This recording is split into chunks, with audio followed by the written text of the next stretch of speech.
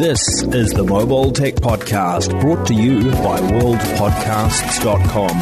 Now here's your host, Tech Girl, Miriam Joie. Brought to you by Audible. Stay tuned for a special offer at the end of the show. Hi, and welcome to the Mobile Tech Podcast. I'm your host, Miriam Joie, and today is Thursday, August 4th, 2022, and I have the excellent Jeff Norris of OnePlus here with me. Thanks, Jeff, for being my guest. Yeah, thanks for having me. Yes, we're going to talk about the OnePlus 10T. Yes. And I'm going to have Enrique join us later to talk about the news. So I'm super excited because the phone's out. That's it. We've got a second flagship from OnePlus this year. Absolutely. We're so excited to finally bring it to market, have our consumers, have our community get their hands on this device. We're super pumped and really excited about it. Well, I think the community is going to love it. The way I see the pros and cons of it are as follows. I think what's really incredible is that at this price point, which is about $650, you're getting a Snapdragon 8 Plus Gen 1, which not only is the fastest and best chip Qualcomm makes, but it's also one of the most efficient, and that's a big deal because battery life, because thermals becoming a big deal now on mobile. Yep. And you're giving us up to 16 gigs of RAM, and you're giving us the 150 watt charging we've seen on other products from BBK Group and OnePlus, like the 10R in India. And you're giving us a bunch of other niceties that I think are nice, like IMX766 with OIS for the main camera. I think it's a solid camera system. And so in many ways, to me, it feels like this is kind of a kind of nod or a little hi to your gamer phone people, right? Like people who might have gone and looked at maybe getting a Red Magic, an ROG phone, and go like, I can get this OnePlus phone where short of trigger buttons satisfies all the requirements, 120 hertz display as well, right? Yeah. So am I right about that? Yeah, we've packed so much power and so much performance into the OnePlus 10T that it outsurpasses anything else we brought to the market. And so when we think about our user and our core community user being a power user, gaming is one segment to where that really shines for us, specifically with the 10T. You mentioned a Snapdragon 8 Plus Gen 1, the latest, greatest, most powerful chipset from Qualcomm, the 125 or 150 watt fast charging capability within the 10T. When you think about 16 gig of RAM, you think about all the optimization from a hardware and software. Yeah, I mean, there's a whole bunch of stuff we can't get into because we only have like 10, 15 minutes, but like you got 1,000 hertz touch refresh. You got a bunch of stuff going on here. That's kind of why I feel this is in a way like a little nod to the gaming community, right? Yeah. But I think it's more than that. I think you have the whole performance-minded community as well, right? People who like to, like, as you said, 35 apps can be running roughly at the same time as 16 gigs of RAM. For some people, that's a thing. I know for me, I at least run a good dozen at any given time on my phone. So yeah. And so I think those are the positive. There are some things though that are going to be very controversial, and I kind of want you to walk us through some of that stuff. Like, there's no alert slider on this phone, and I think that for some people is going to be a big deal.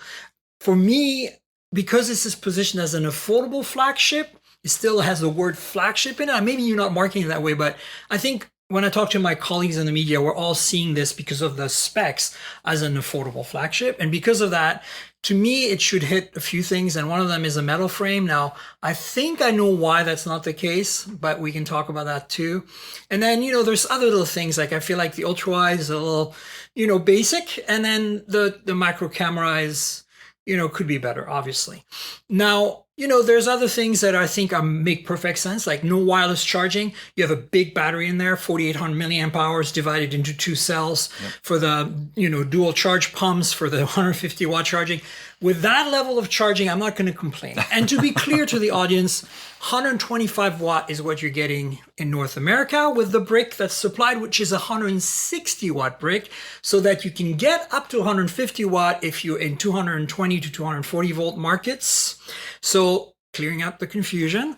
But the bottom line is this is the same technology that we've seen on the 10R, on some of the other BBK phones that have it, like the Realme phones. And it's incredible. So at that point, you're like, I can live without wireless charging. Also, it adds thickness and all that. So, but the alert slider, walk us through this, because I know that you have made some other changes that potentially kind of offset that, right? So tell us about that. Yeah, so there's always a trade-off we have to look at when thinking about what's the features and functionalities of our devices. And when you think about what we've packed into the 10T, when you think about the large, as you mentioned, 4,800 milliamp battery, when you think about the dual pump to get to that 125 watt fast charging in North America, 150 in overseas markets. When you think about the 360 degree antenna that we're putting inside the 10T, so when you're holding your phone horizontally for gamers or for power users that are watching Netflix or any type of entertainment, you're still able to drive the connectivity needed to power those applications. And due to those hardware features that we're driving within it, we needed to find more space. Right. And ultimately, there's also a balance too of how does it feel in your hand? Right. How do you hold it?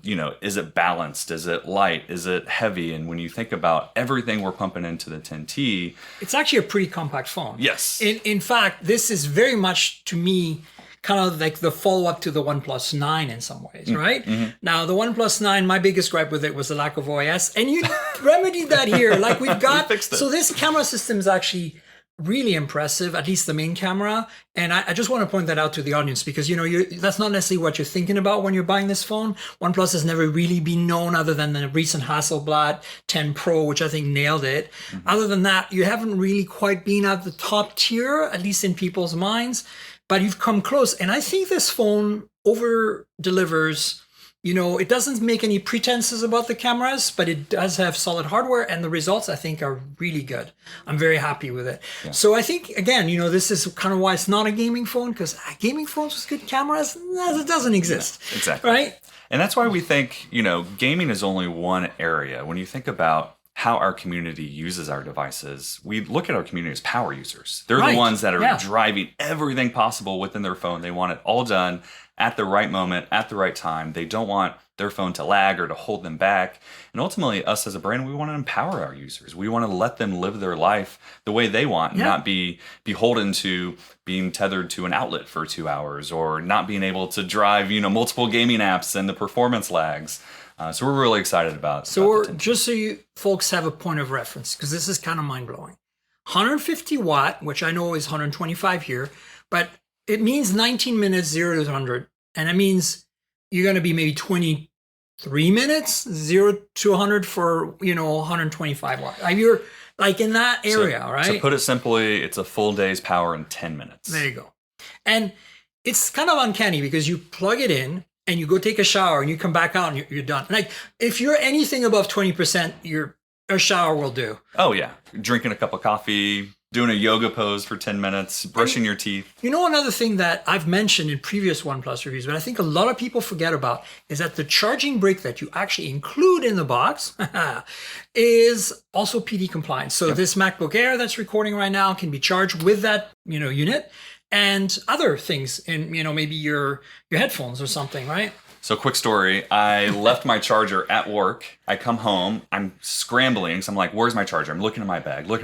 I'm like, wait, I work for OnePlus. I have a OnePlus charger. I plug in my laptop to my phone charger, powers it up. Yeah. Perfect. So there you go. So that's another thing to keep in mind. It's a big brick, though, I have to say. So not everybody want to carry it, but you can't avoid that. I'm not blaming OnePlus for this. So, on the alert slide and the antennas, I think this is actually a very interesting thing. To me, the charge pump thing, I know it takes up space, but if say you remove the macro and optimize the camera system to just be 2 lenses in the back, you might get that space back. I think the more challenging part that I'm kind of struggling with in my head to kind of put together is like, I'd like a metal frame, but that's a problem for antennas. Mm-hmm. And then I'd like an alert slider, but that's also a problem for antennas. And I think in this case, for people to really understand, as Jeff said, if you hold the phone like this, horizontally, for those of you watching on video, like this, you have an antenna pretty much kind of like right by the power button, and it's basically where the slider would be. And that's good because, now if you hold it, you're not obstructing it. So you get a slightly better reception. But at the same time, it'd be lovely if you'd had managed somehow with your engineering team to achieve both. Like I'd love to see the next revision be a metal frame that has all the antennas and somehow has the alert slider. Personally, I don't use the alert slider, but I do feel that those people who do, it's like they just love it. And it's such like a small little thing that just delights. Like, I think that's what OnePlus was so good at in the past that needs to continue in the future. And it's the little details that delight. Yeah, and let me maybe make a quick comment, because while the alert slider is not here on the 10T, doesn't mean it's gone forever. Oh, so I know that. And I mean, just, for those of you listening who might not be aware of every OnePlus phone that exists out there, I haven't touched them all because there's so many of them, like the CE series in Europe and stuff. But I've touched most of them. And the entire Nord N series in North America, which is your bread and butter in this market, it's been super successful. I love the N200. The design is incredible. Yeah. So, I feel like those don't have an alert slider. So it's not a big deal. It's not like the first time this happened. It's just that this is, the first time we've seen it on a higher end OnePlus. So, the 10R doesn't have a slider either. Correct. And that's not sold here, but it's essentially a similar phone, but with a Dimensity 18100. So, yeah. So, hopefully that'll come back, but it will. Tell us a bit more about other things on the phone. There's obviously a display. It's not LTPO, but it's variable refresh rate, 120 hertz. Yep. AMOLED, right? Yep. 1080p. What's the brightness on that, by the way? 1000. Oh, so it's very bright. Yeah. Yeah, great. Because, that's the thing, right? Like, a lot of folks say, it's AMOLED 120 hertz, but you can do AMOLED 120 hertz and not have the brightness. And you can do, and not have the touch response or whatever, right? So that's good. And then the stereo speakers, right? Mm-hmm. Yeah, and I think a lot of, what OnePlus has done over the course of our history is it's not just about hardware, it's about software and the marriage of the two. Yeah. Because you can have the best lens possible or the best screen possible, but if you're not optimizing, we take it for granted. Yeah. Oxygen OS 13 is being announced. It's not on this phone yet, right? Not yet. It's coming. It's coming. And it's coming to the 10 Pro. Yes. Right? Correct. It's based on ColorOS, the latest version, I guess, but heavily customized, right? Correct. And I personally feel that, because I use all of these BBK Group phones, I can see the similarities. But I think if you don't know, you're not going to notice. I mean, Oxygen OS still feels really lightweight and snappy to me. Yeah. And that's why I'm okay with it. Like, a lot of people complain. And there was a time like this. I think the 7 Pro was like the kind of the pinnacle of when you were able to make your own software from scratch. But it's not sustainable, because if you guys want updates, okay, like, it can't, it's difficult. And that's why the common code base makes a lot of sense. Yep. Right? Yeah, absolutely. Common code base on color, but a lot of customizations on top, harkening back to what, our community, our users expect from OnePlus, driving that, more pure stock Android experience, fast and smooth, not loaded down with bloat. Really being able to drive the performance. It's a really delight on this particular phone. I mean, it was really good on the 10 Pro, I thought, but the 10T it really is harking back to that, what I call the telepathicness of OnePlus, right? Like, when I reviewed the 7 Pro, and it's the first time that I felt that the phone was almost anticipating what I was going to do next. And I'm not talking about gaming or anything heavy here. I was talking about just Gmail, right? Like, I'm multitasking, multi-windowing, and I have Gmail running, and it felt like it wasn't just keeping up. It was almost predicting what I was going to do next. And I know it wasn't. It just was so responsive. So fast. And I'm starting to feel that again on the 10T, which is amazing, which is a proof that, well, first of all, you have a great chipset, but also proves that you're working really closely with ColorOS team to get a core of your OS that is super optimized, and you're adding your special touch to it. Couldn't have said it better. Keep it up. Yeah. I mean, that's the goal. Absolutely. For me, that's you're right. We didn't bring up the software until now, but it's such a critical thing. Yet for me, I don't even think about it, because I know OnePlus is going to deliver solid software. So. Yeah, and I think that's what our community expects from us, right? We have such an open dialogue with our community members that we hear both the good and the bad, and it's up to us to continue to listen and to continue to drive what our community wants. And I think with the 10T, we got it right. I think so. So, folks, we're going to continue now with Enrique, but thanks, Jeff, for being on the show and telling us more about the product. I really appreciate it. Absolutely. We'll have you back sometime soon. Yeah, please. Sooner the better. Awesome. Thank you. So, Enrique, you're back on the show. Yay. And we're back in New York. We're back in New York again. I think we're like one hotel down from the last time we recorded. We actually are. It's kind of crazy. So OnePlus 10T is a big news of the week. Obviously, we can cover that. We're going to talk about the Pixel Buds Pro, talk about the Zenfone 9. I think those are the heavy hitters. And I've already had Jeff Norris from OnePlus on the show for 10, 15 minutes. So I'm going to keep the news very light. Like, there's really actually not much going on, considering how busy the last few weeks before that were. Sure. With nothing and Pixel. So what's your take on the 10T? The 10T, I think it's an interesting strategy for OnePlus because this is not a usual T device that OnePlus has made in the past. You know, they would have their mid-year launch, and that's when they would soup up the, another version of the flagship, which is what they did this year, but they went with a more competitive and compelling package that's at a lower price than the flagship. And remember, there was no regular vanilla 10 this year. Yeah, and so that's actually interesting. We should touch on this. The last time in North America we didn't have a vanilla initial phone earlier in the year that was a lower tier flagship was the 7. So we got the 7 Pro, but we never got the 7, which made it to India. And then we got the 7T in the fall. And I think this is the closest analogy that we have, because they also build the 7T as like a performance-minded, more affordable flagship at the time. And I think they're going for that again here, but with more of a gaming slant. That's the vibe I'm getting. Like, just the PR alone mentions gaming a lot. And they've done some stuff to optimize the experience. What I'm thinking more about this is, what's weird is we didn't get a 10 anywhere in the world. No, nowhere. Like, we got the 10R in India, which is exactly the same as the 10T with a Dimensity 8100 and a different industrial design, because it's basically the same phone as the Realme GT3 Neo 150 watt. So it's like this parts binning that I mentioned in the press conference. Yes, you did. But it's interesting. Like, I don't mind the part spinning. The display on this 10T is actually the same display as was on the Reno 8 Pro, I think, and on the recently released GT3 Explorer Master Edition from Realme. So, like, again, they're constantly doing this stuff where they are, basically just picking bits and pieces from their catalog. And, to North America, it looks new, right? Because we've never seen this. Of course. The 150 watt charging is straight out of the GT3 or the 10R from India. True. Yeah. But what I like about this phone, like, it's interesting. This phone has started off, I was like, I could see all the drawbacks, because I'm like, in my mind, a flagship hits certain pillars. Yeah. One of them is OIS. They hit that on the main camera.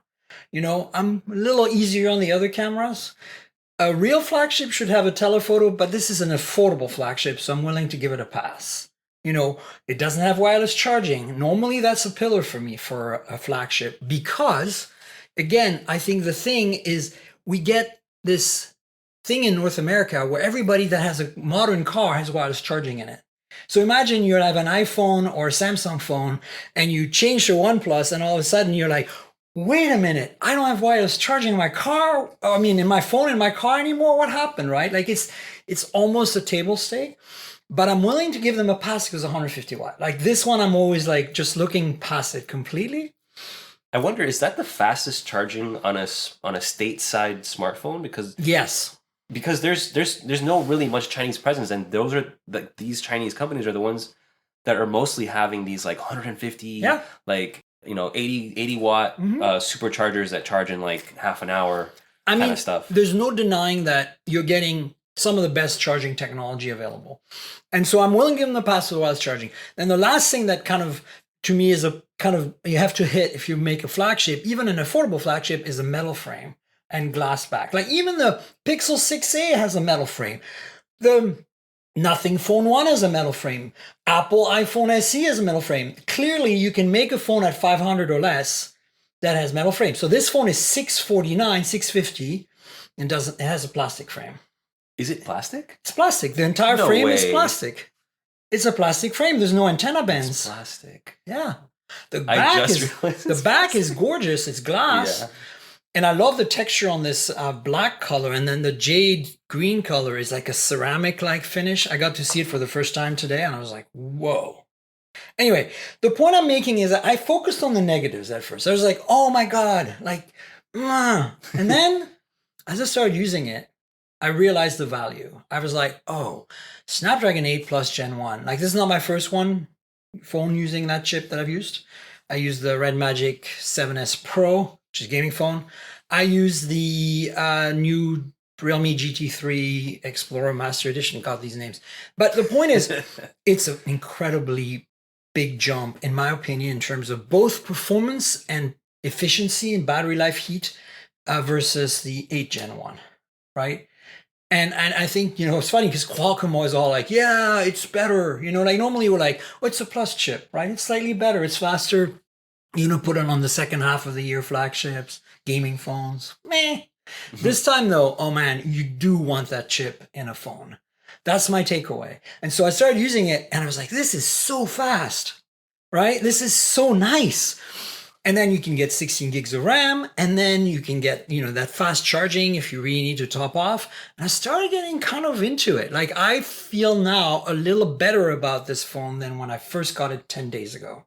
I don't know. What about you? Like, did you evolve your thoughts and feelings about this phone as you started using it more?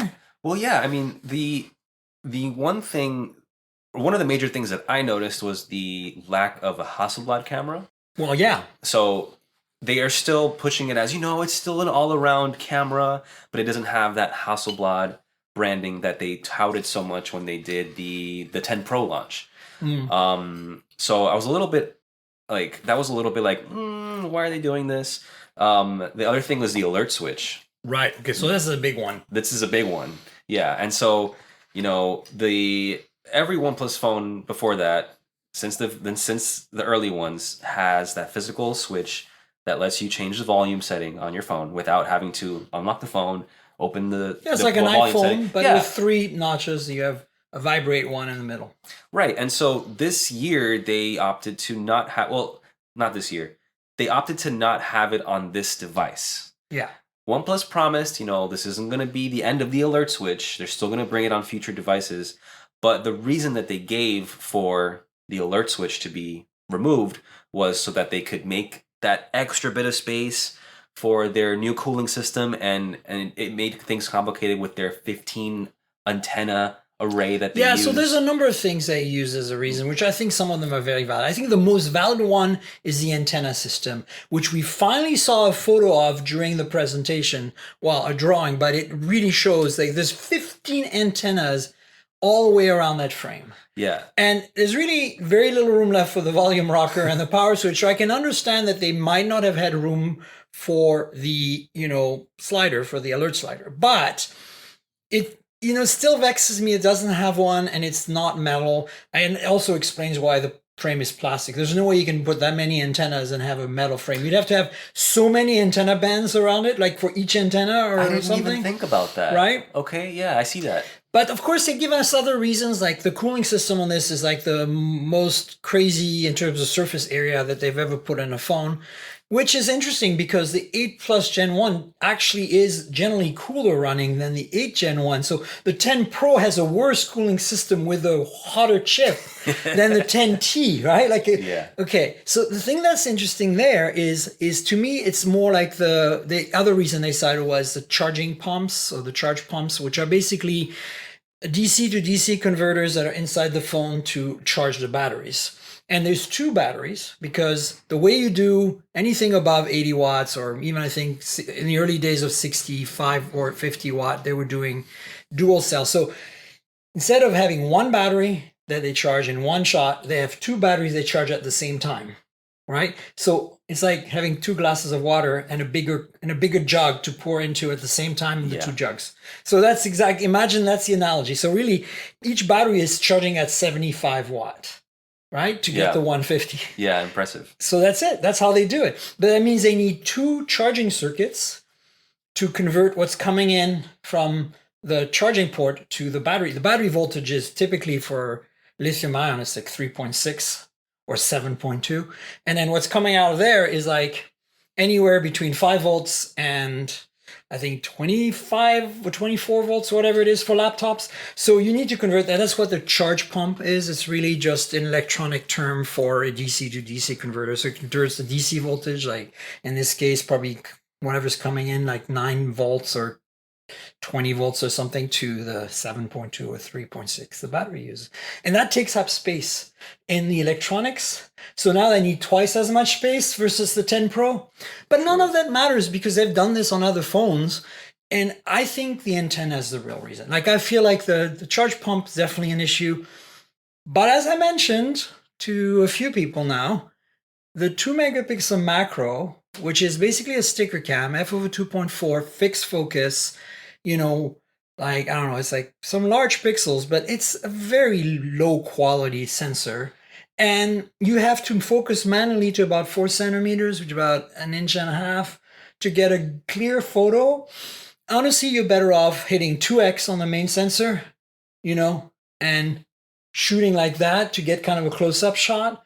You're not going to get as close, but it's still going to look a million times better. And in cropping that, you know what I'm saying? 100%. So like, why not save the space of that 2 megapixel macro?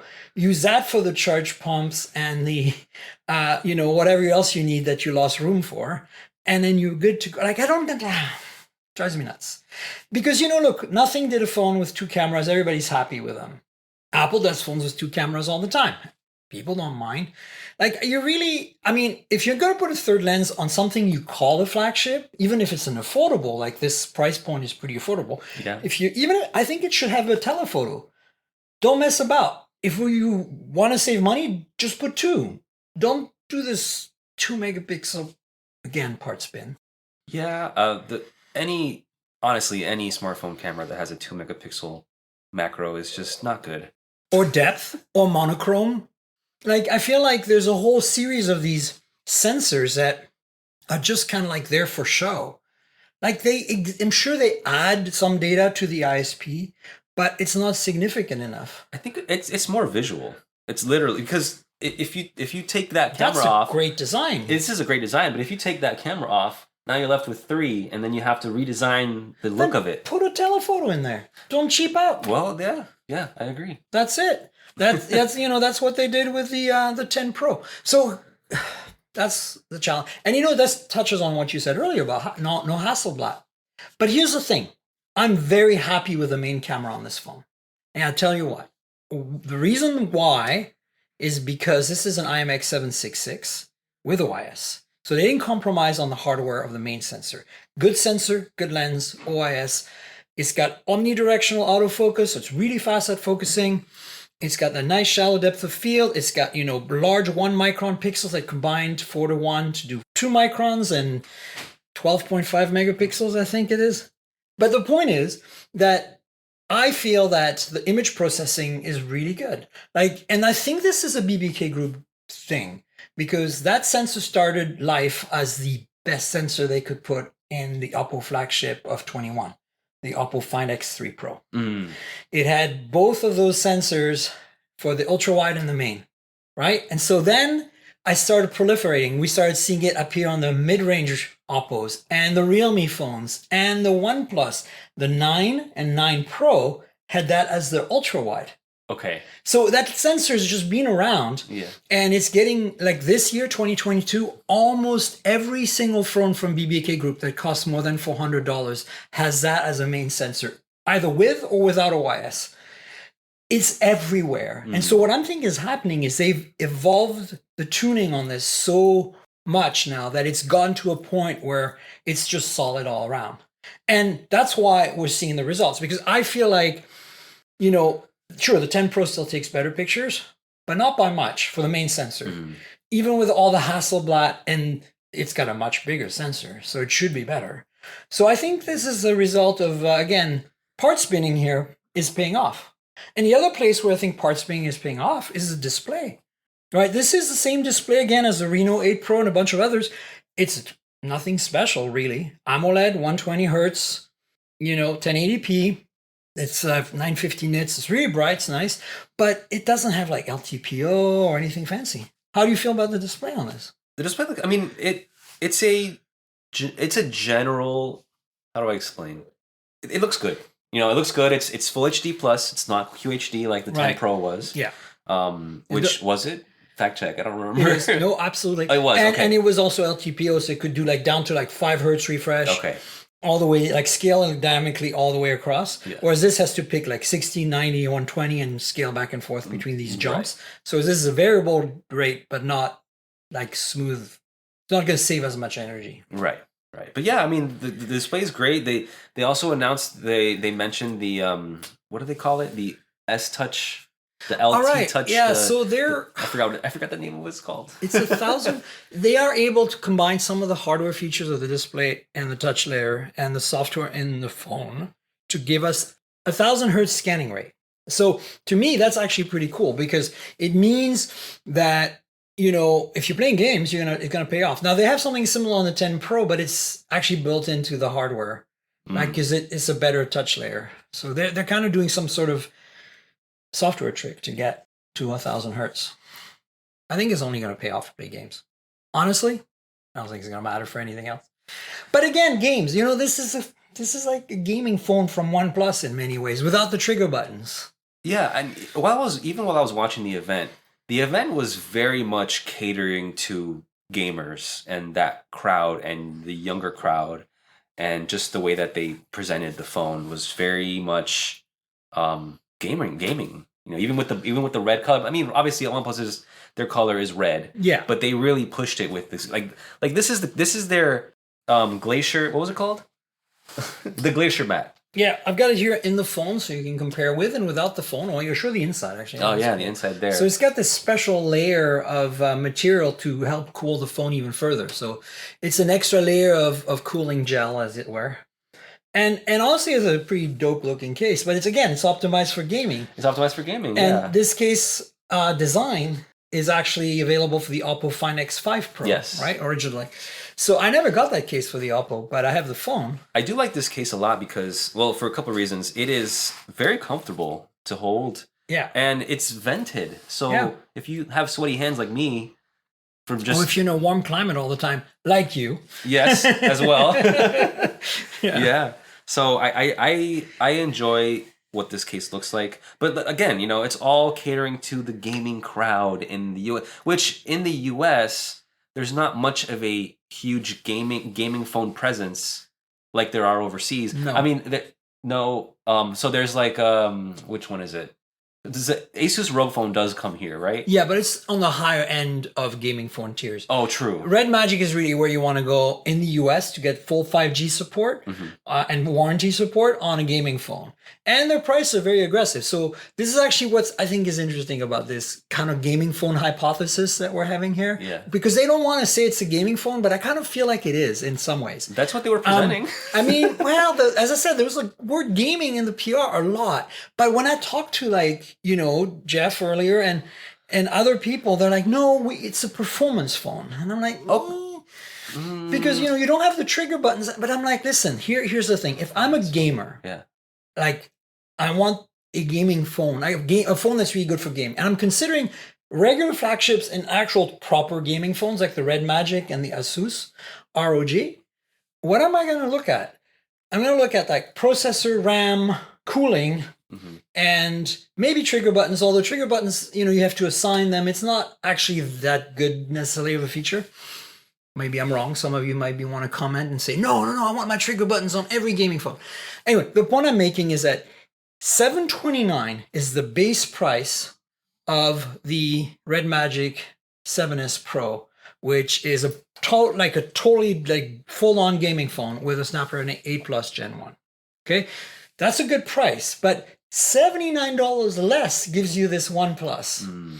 And yes, you like the trigger buttons, but everything else is about the same, and the camera is better. No gaming phone has a camera as good as this OnePlus. So in that sense, I think it is really a performance phone because gaming phones always sacrifice on camera. So that is true, and it's not like a fully fleshed out gaming phone, which is why I can see why Jeff was saying like, oh, no, it's not a gaming phone.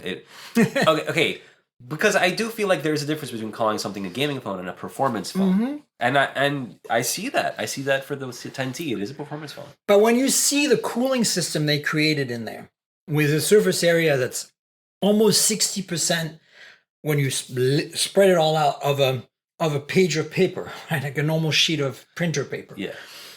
That's massive amounts of cooling potential.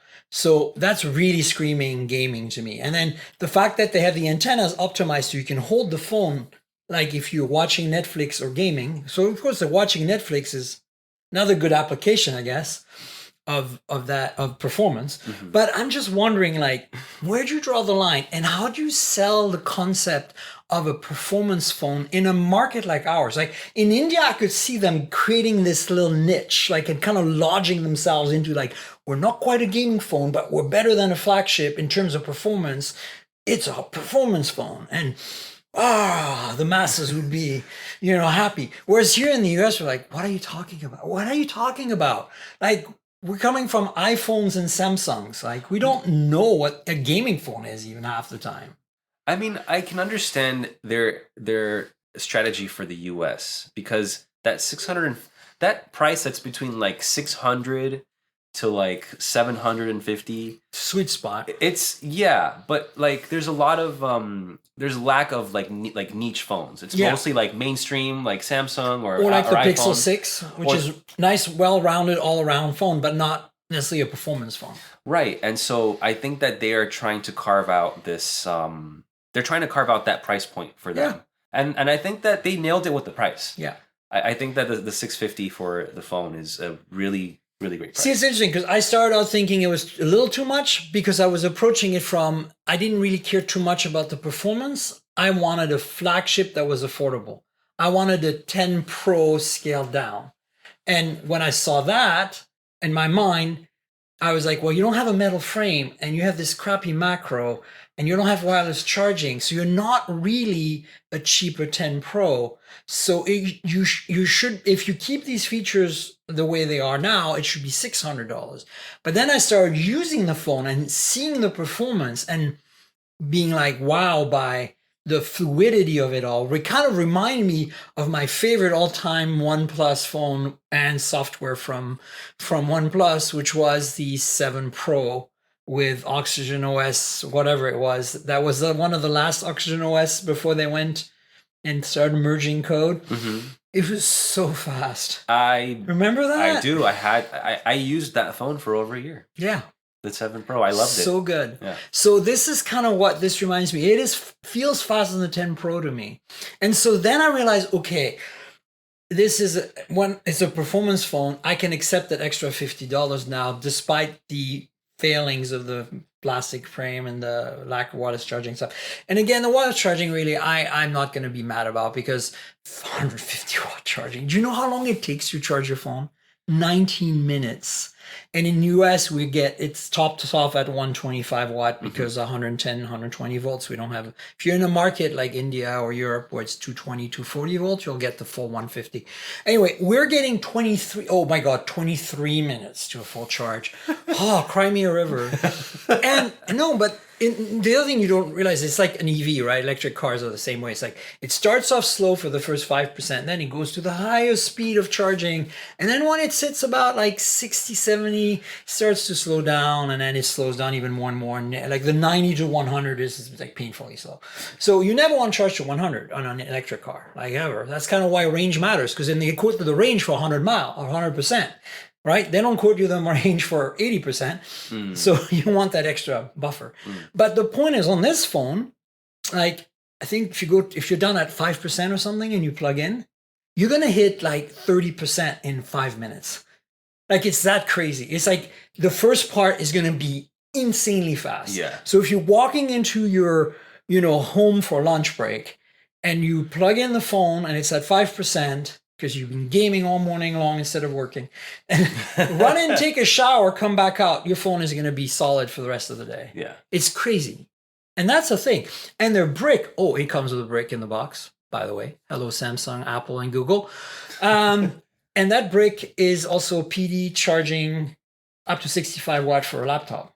So it's bulky. Mm-hmm. But if you carry that around in your bag, or what is your man purse? I don't know. What are they called? The beanies, whatever, the things that people just like to carry their gear in. Like a sling. Yeah, they're kind of popular. Sling. Yeah, that's what I would carry, a sling. Yeah, you have one. Yeah, so anyway, if you have one of those, stick it in there and then you can use it to charge a laptop or like your wireless headphones, your earbuds, whatever it might be. It's slick. So that's kind of the OnePlus 10T. The software, Oxygen OS 12.1 is basically based on ColorOS and it's Android 12, and I have honestly no complaints.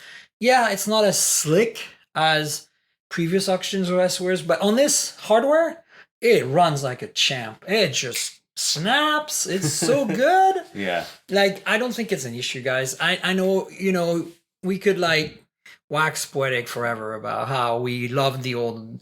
The reality is this: it's more likely for OnePlus to support these phones for 2, 3, 4 years if they have a common code base. Sure. Than if every phone has some different OS. And they've already promised 3 OS updates on this. So we know that Oxygen OS 13 is coming. So that's coming pretty soon. Mm-hmm. So you're gonna get your first software. It's kind of weird they didn't ship it with 13.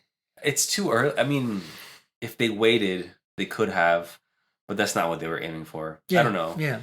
It's just, it's the timing too. They didn't want to release it that late. They couldn't wait for 13 to come out. And I think, and then they'd have to support it for only 2 versions. Right? You know what I'm saying? Like, it looks better now because they're saying 3 versions, but 1 version's coming up in a month. Exactly. So, which is the same thing they did with the Pixel 6a. Mm. When they switched to like a little bit later launch, right before the main flagship. Yeah, you're right about that. Yeah. Speaking of, folks, I now finally have a 6A review unit. So I'll be able to tell you my feelings. I want to thank the folks at AT&T for hooking me up on that one. And my friend Jaime at Pocket Now for actually making that happen. So here we go. What else? Your final thoughts about the 10T? Anything stands out for you? Final thoughts on the 10T. Well, until right before I sat down with you, I didn't know this was plastic.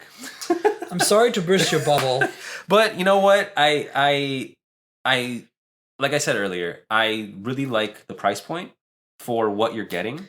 You are getting the latest Qualcomm chip. You're getting a nice display. It's not going to stereo speakers. It's not going to get as hot as other phones if you're pushing it really hard. If you're doing like content creation. And I have to say that the 15 antennas sound like an overkill, but I am seeing some incredibly good network performance.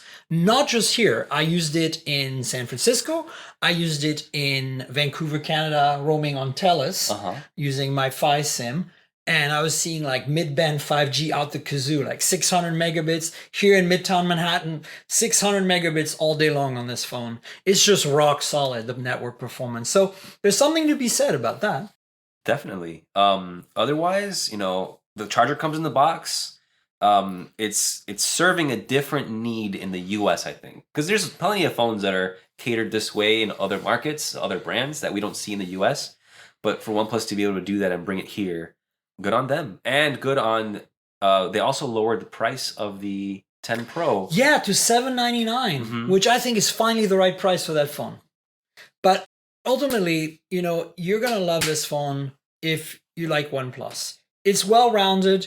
It's performance-oriented for sure, but you're not missing out on too much. The alert slider is a bummer. If you're used to it, it's going to be a problem. I don't use the alert slider on my OnePlus phones. I like that it exists, but I can live without it. But I also feel that it's a tough one to swallow for some of you out there who are listening and watching. Some of the diehard OnePlus fans will be upset that it is not on this device. And if you wonder why I said watching, is because, as you know, my Patreon lets you watch the podcast on video if you join. So it's one of the tiers. Check it out. Patreon.com/TNKGRL. Let's talk about a couple of other devices that are pretty hot. Okay. Pixel Buds Pro. Now, I don't have them. I don't know if you do. I don't either. I'm going to simply go by the Engadget review here, or rather the Verge review. And it's basically what we expect. It's Pixel Buds, true wireless earbuds with all the googly goodness. Yes. But with finally active noise canceling. So that's the takeaway. Yeah. Now the Pixel Buds have all those Google features like tapping and holding for Google Assistant, and it actually to combat not having noise cancellation, they had this feature called adaptive sound, and so it would like raise and lower the volume depending on your surroundings. And that was kind of an excuse, like, okay, it doesn't have noise cancellation, but it has this, and it worked well. I remember testing it, and I went to take my cousin's dog out for a walk, and whenever a car passed by or whenever a plane passed by, the buds would just go right up, and then they would come right back down, and it worked very well. But now the Pixel Buds Pro have active noise cancellation, so that's definitely a feature that they wanted to have. There's also improved battery life. Yeah. Which the normal Pixel Buds they usually last like between 4 or 5 hours. Yeah. Of playback. There's also transparency mode, but apparently, as per the Verge review, because we don't have them, transparency mode could be better. No support for advanced Bluetooth, so it's probably still AAC. Codec. It's probably AAC. Which it works fine. It's honestly not bad. And I find that sometimes on some implementation of AAC, depending on the phone, you sometimes better off even going back down to the lesser SBC.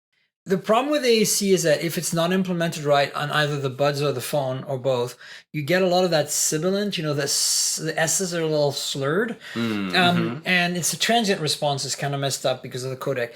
And SBC overall doesn't sound as good, but it doesn't give you that particular problem. Right. So for me, I'm very sensitive to it. So I find that I often, in ideal world, I'd want to use aptX or LDAC is the one I've been using mostly because I'm a big Sony fan of my earbuds and headphones. But SBC is actually still okay to me. But yeah, these look great. I'm supposed to get a pair at some point. I'll keep you posted. I don't know when that'll be, but I'm right now my go-tos are the Link Buds S from Sony. Lately, that's what I've been using the most. And then believe it or not, the Realme Buds 2, which are Buds Air 2.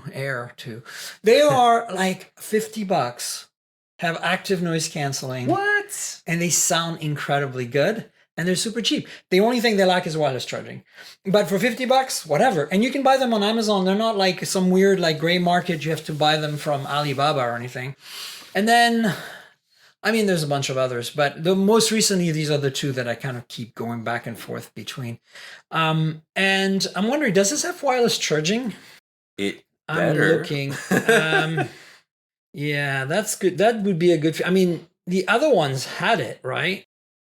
All right, it does have wireless charging. Yes, because the previous ones. Okay, I actually like the Pixel Buds A better than the Pixel Buds because the Pixel Buds have all these connectivity issues. Yes, I agree. The Pixel Buds A have better connectivity, but they're the same thing. They're the same exact buds, just without wireless charging and a little bit cheaper. Exactly. Yeah. But so this is back to form, and what's the pricing on these? I believe it's $199. Was it $199? Am I wrong? It is $199. Oh, you're correct. Woohoo! Yay. All right. So the next thing I want to talk to you about is actually this phone has got me. It's kind of funny. On the Pocket Now Slack, we were discussing this phone when, our friends at XDA, we share a lot of the resources because we're the same parent company. And so XDA was getting a review unit in the UK of the Zenfone 9. And I was like, I should try to get one from ASUS US. And then I was like, oh no, it's just an ASUS phone.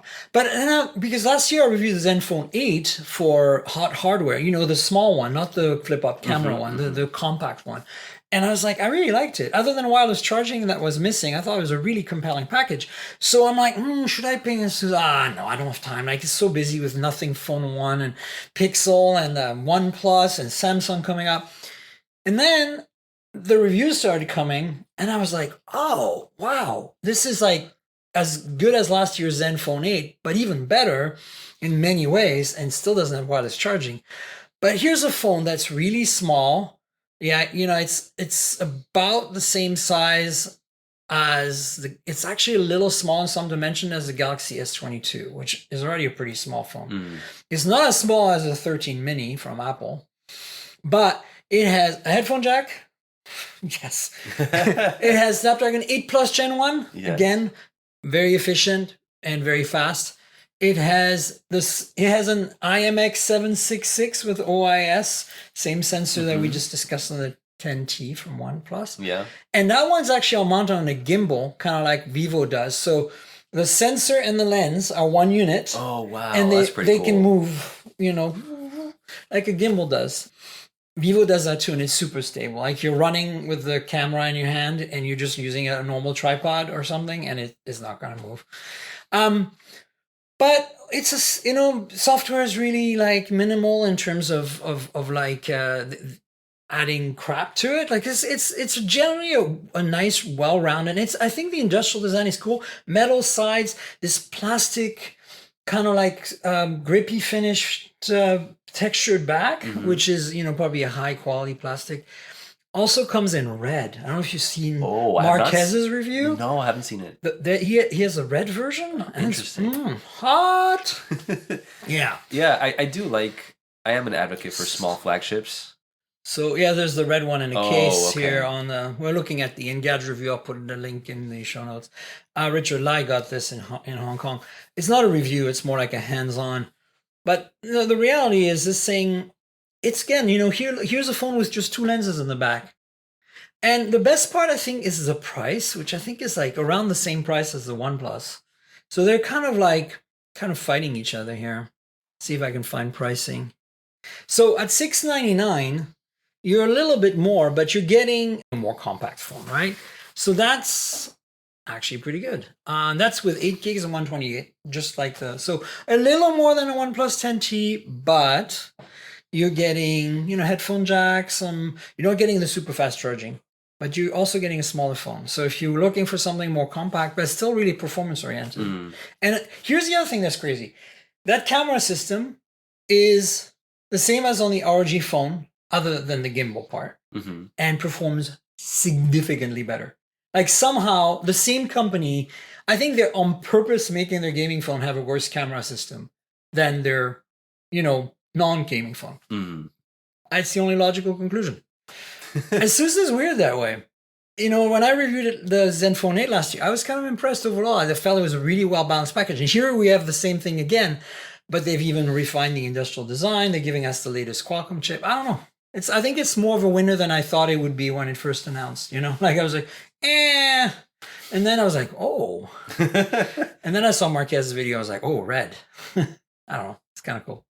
So that exists. And they have like a MagSafe like case setup as well with like wallets and things you can actually like a little. Well, we'll put the link to the Engadget hands-on so you guys get a feel for what's going on here. Yeah. So 120 hertz AMOLED, everything. Look at this. Doesn't this look cool? This design with the two cameras. It's hot. I like that. Yeah, right? I like that a lot. It reminds me of actually the OnePlus Nord N20. Yeah. That's it. Yeah. The one that just came out in the US recently. Was that the one? It was like 2 or 3 months ago. Yeah. Yeah. Yeah. I think so. Here. I actually have it like right here.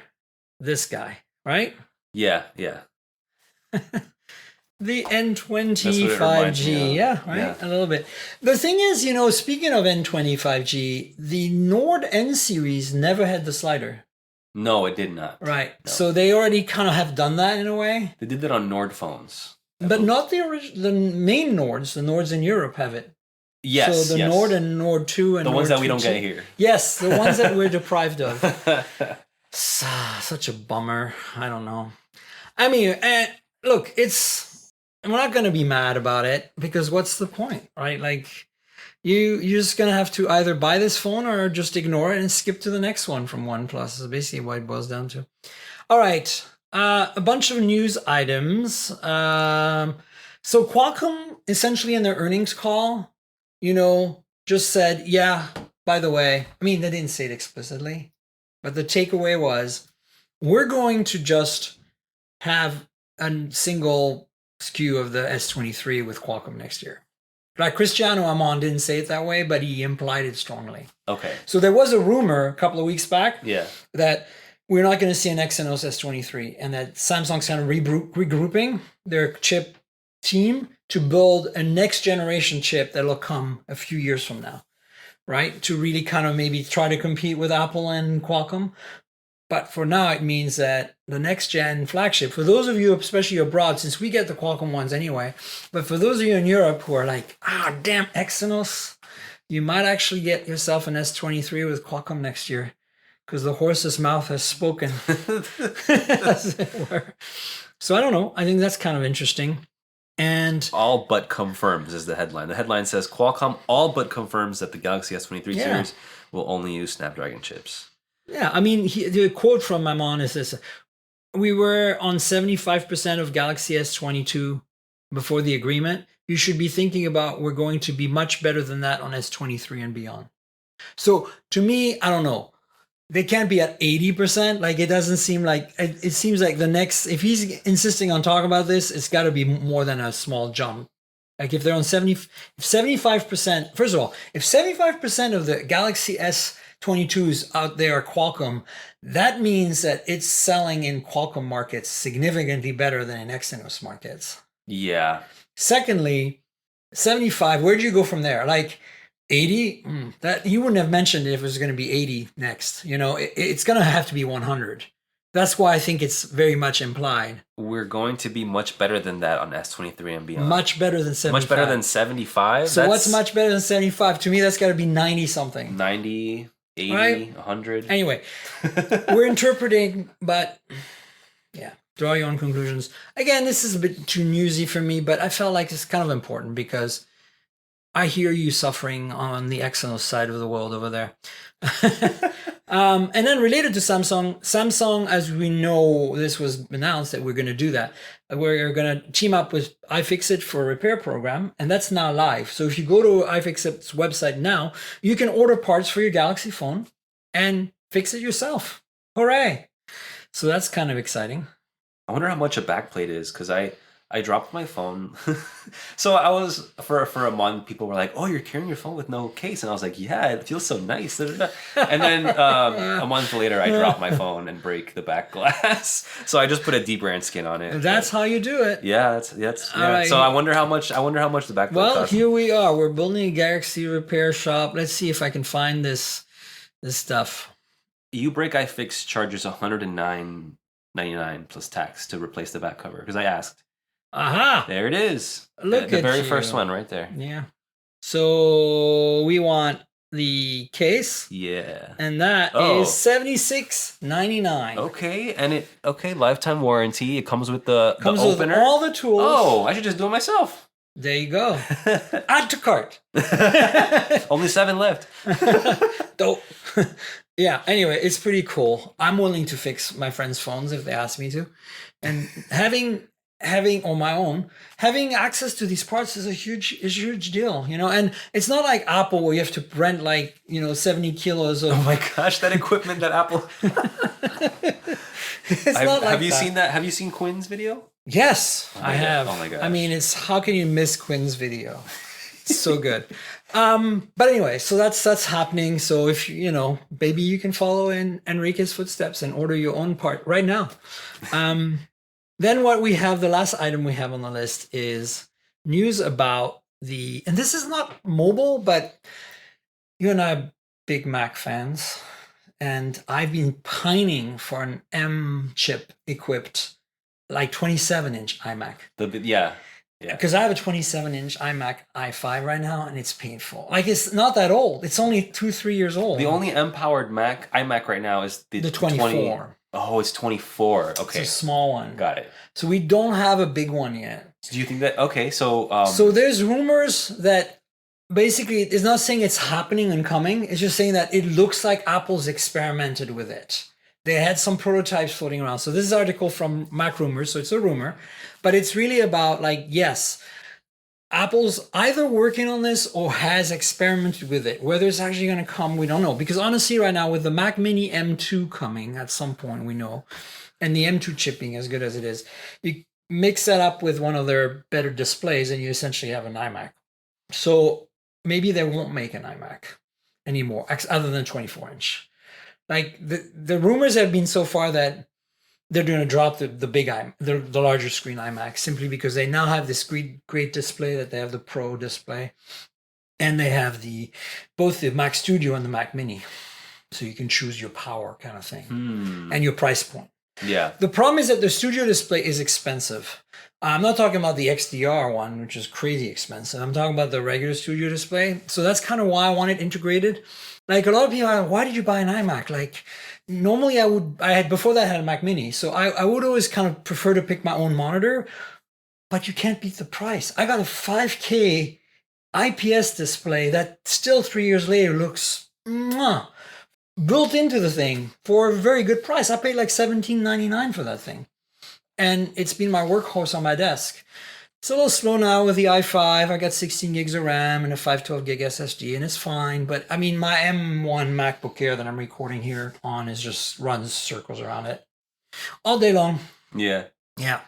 I do see that I think that Apple is definitely missing this model on their lineup for Mac. You know, because the larger one is more, this is definitely like the M1 iMac 24-inch. The 24-inch is more of a consumer product. Yeah. It's more for web personally, browsing. I have no issues with the guts of it. I just want a bigger screen. That's it. So to me, if they brought me an M1 or even an M2 bigger screen iMac, I'd buy it instantly because it's going to be better value than buying a separate display every time.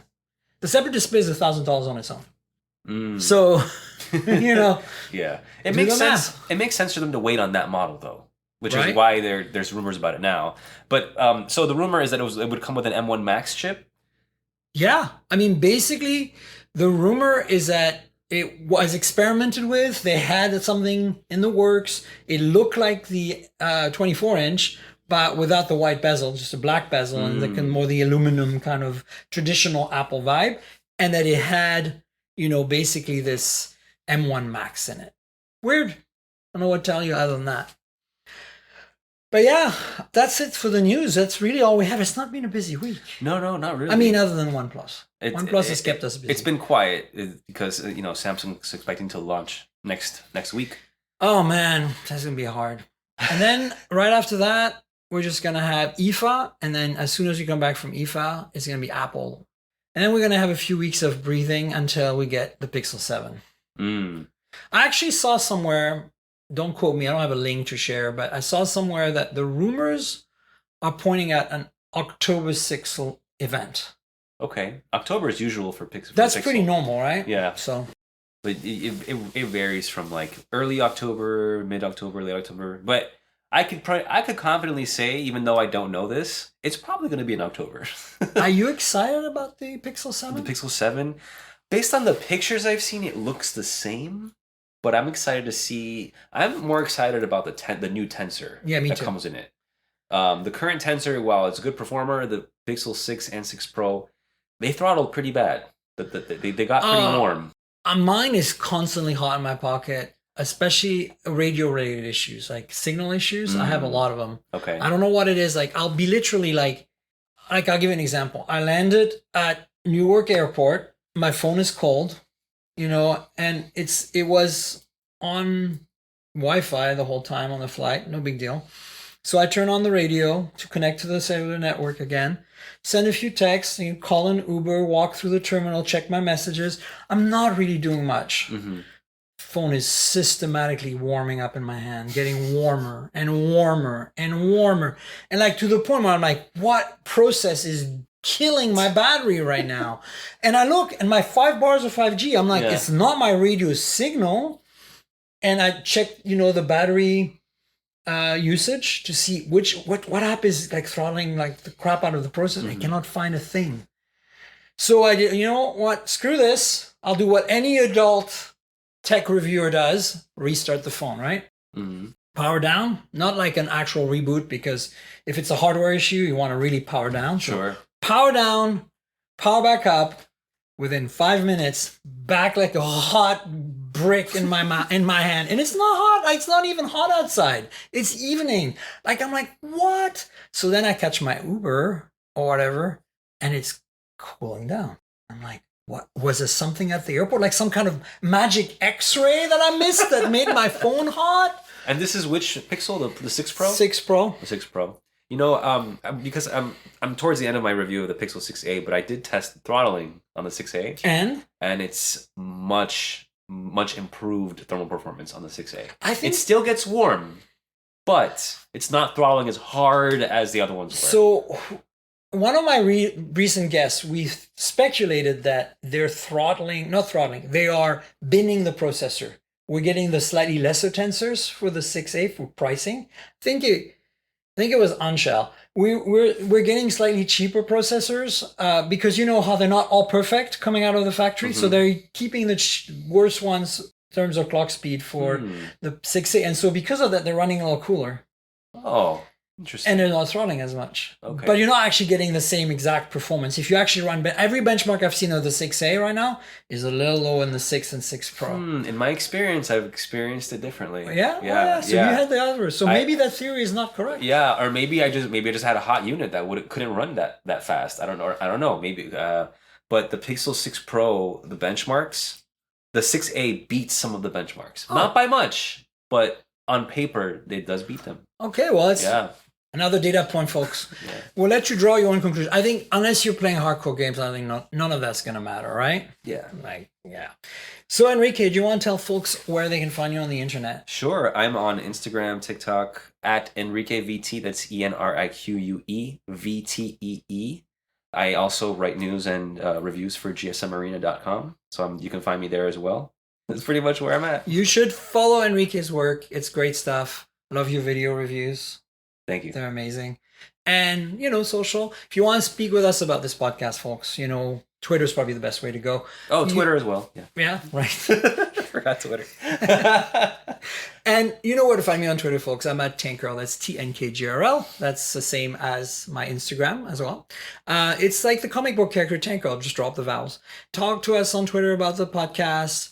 And Instagram is where you'll find pretty pictures of phones and of cars, mostly taken with phones, and of whatever travels and food and stuff that I like.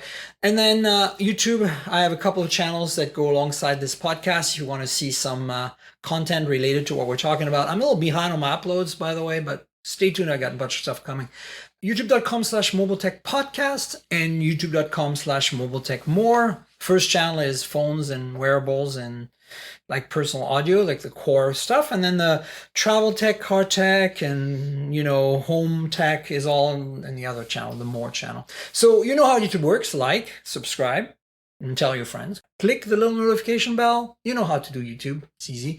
If you want to comment about the podcast on YouTube, I'll answer. It's cool. So go ahead and do that. Finally, the podcast lives at mobiletechpodcast.com.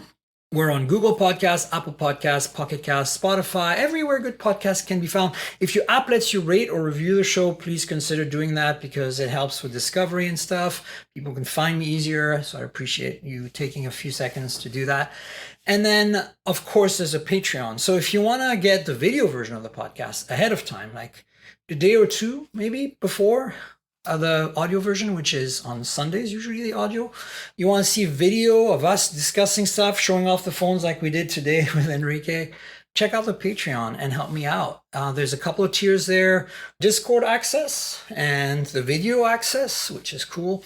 And then, help me out if you can. And if you don't like Patreon, that's totally cool. There's other options. There is a PayPal link in the show notes. You can click through and buy me a coffee or a delicious kombucha.